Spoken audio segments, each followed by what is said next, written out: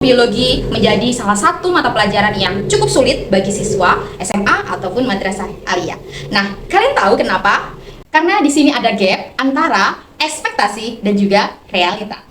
Di video kali ini saya akan membedah kenapa siswa SMA susah paham pelajaran biologi dan gimana caranya saya sebagai guru merubah sistem pembelajaran di kelas supaya nggak cuma masuk di otak tapi juga masuk di hati siswa. Yuk kita bahas bersama. Masalah pertama yaitu soal transisi. Nah, pada saat SD dan juga SMP, biologi itu menurut siswa itu cenderung dia sangat relate dengan kehidupan kita atau pembahasannya itu seputar sehari-hari seperti kita bahas kucing, bahas pohon dan juga anggota tubuh kita.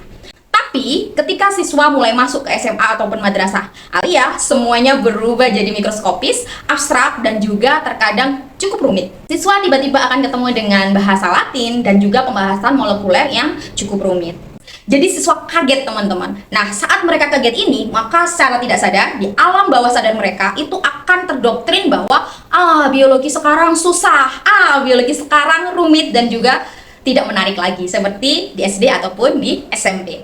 Nah, di sini tugas guru sangat diperlukan. Guru harus mampu menjadi mood booster bagi siswa. Nah, ketika mood booster siswa ini dalam kondisi yang sangat baik, tentu rasa ingin belajar siswa akan lebih meningkat. Kuncinya, kalau kita sebagai guru tidak bisa memenangkan mood siswa di 15 menit pertama, maka itu artinya kita sebagai guru sama saja nggak bisa menangin logika siswa sampai jam pelajaran selesai. Masalah yang kedua adalah tentang literasi yang rendah. Jujur saja teman-teman, kita ini sedang hidup di era video 15 detik. Ketika kita berhadapan dengan buku-buku yang sangat tebal, misalnya 10 halaman saja, itu sudah berarti siksaan loh bagi siswa. Padahal kunci dari biologi salah satunya adalah siswa harus bisa tahan baca agar bisa menambah pengetahuan yang lebih banyak. Solusi yang saya jalani selama 7 tahun untuk mengatasi masalah rendahnya literasi siswa ini adalah dengan cara konsistensi over comfort. Dengan kesadaran penuh, saya sebagai pendidik, dalam tanda kutip, memaksa siswa untuk bagaimana dia itu berani membaca dan tahan membaca. Memang teman-teman, suatu budaya sebelum menjadi kebiasaan, itu memang perlu sedikit dipaksa untuk seterusnya akan menjadi habit yang baik dan bisa kita jalani dengan sukacita. Nah, dalam kategori ini, saya melakukan sedikit paksaan untuk siswa. Nah, paksaan apakah yang saya maksud itu? Jadi teman-teman, di pembelajaran kelas saya selalu memberikan tugas kepada siswa untuk membaca materi yang akan saya bahas terlebih dahulu sebelum kita masuk ke dalam materi yang sesungguhnya. Nah, biasanya di akhir pembelajaran saya akan memesankan kepada siswa, anak-anak besok kita akan membahas materi A. Jadi kamu di rumah silakan baca materi A dari halaman 1 sampai halaman 2 misalnya. Cukup 1 atau 2 lembar saja. Nah, pada saat minggu depan, ketika saya dan anak-anak bertemu, maka di awal pembelajaran 5 menit pertama saya gunakan untuk yang namanya pretest. Saya akan memberikan mereka 5 soal untuk dijawab dan juga dinilai. Dan ini saya lakukan setiap hari, teman-teman. Awalnya mereka protes, iya, keberatan sangat. Bahkan beberapa dari mereka itu sampai menyebut saya sebagai bu pretest, teman-teman. Saking beratnya mereka menerima aturan saya ini. Tapi bagaimana respon saya? Tentu saya nggak gentar teman-teman. Saya tetap menjalankan misi itu karena saya yakin apa yang saya berikan kepada anak-anak ini adalah untuk kebaikan mereka juga. Hasilnya selama 1 bulan 2 bulan mereka sudah mulai terbiasa dan akhirnya menjadi habit sampai sekarang. Pertanyaannya sekarang, bagaimana caranya membentuk siswa dari awalnya yang ogah sekarang menjadi terima? Jawabannya adalah membangun trust atau kepercayaan agar siswa itu percaya bahwa apa yang kita terapkan pada mereka itu semata-mata adalah kebaikan bagi mereka, sehingga mereka pun juga akan dengan senang hati menuruti apa yang kita perintahkan. Saya yakin bahwa siswa itu akan patuh apabila dia sudah percaya bahwa guru yang membimbing mereka ini adalah kompeten. Sehingga langkah yang saya lakukan adalah dengan cara saya menunjukkan bagaimana proses pertumbuhan saya, bagaimana cara saya berkembang dan juga berprestasi. Dengan demikian, maka akan terbentuk mindset di siswa.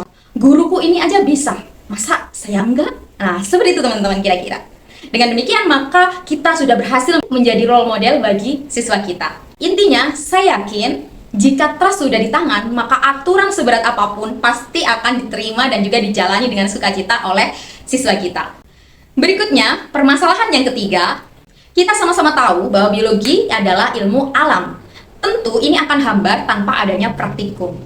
Tapi masalahnya, tidak semua materi dalam biologi SMA itu bisa dipraktikumkan, teman-teman. Terkadang kita berkendala alat, berkendala waktu, atau justru punya kendala terhadap biaya. Nah, solusinya adalah bagaimana dengan cara kita mempunyai alternatif lain untuk melakukan praktikum virtual. Atau kalau saya pribadi, saya menggunakan aplikasi Virtual Lab. Jadi di sini memang guru itu harus dekat dengan teknologi. Dengan demikian, maka kreativitas pembelajaran yang dengan jalur teknologi itu bisa dikembangkan dan bisa diaplikasikan di kelas. Seperti yang saya lakukan, setidaknya ada 5 media pembelajaran interaktif Virtual Lab yang sudah saya rancang seperti BioLivi, GetCraft, EvoLab, dan juga media pembelajaran yang lainnya.